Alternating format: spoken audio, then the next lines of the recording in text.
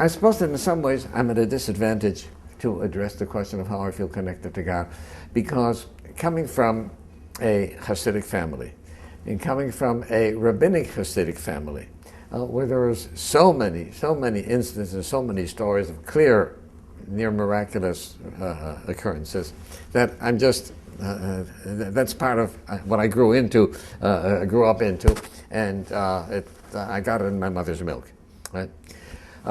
So that happened with my connection with God. But here and there, I have picked up indications of people who have connections with God that I envied, and that I realized that there are people who've related to God in a different way than I do.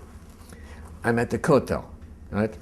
And I'm praying, I'm saying the Psalms with as much feeling as I could muster. And I see that they're bringing somebody down to the wall, a blind man. Right? He's a Sephardi with these thin little features and the little peyot. And they bring him down to the wall, and of course he can't see the wall. So he feels the wall, and he's feeling history on his fingertips, kisses the wall. And then he starts off talking to God. I couldn't make out everything he's saying, because he's talking a million miles an hour, and he's talking to God, and abruptly he stops and he says, "Oh, I told you that yesterday." Right? And I said, "Hey, he's praying much more than I am."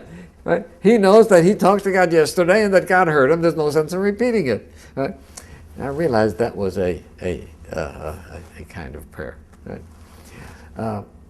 There are times when I remember I was at one retreat where a woman was said to me, "I walked past the services today, and I saw you were praying."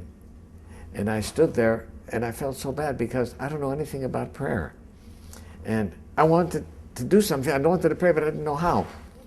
And I said, wait a minute, Bernice. The way you look at it is, I was praying, and you were not praying, right? You want to look at it from God's perspective? God sees me coming into the synagogue, and he says, "Uh-oh, here comes Twerski again. What does he want this time?" Every time he comes in, he says, "God, give me this, God, give me this, God, give me this."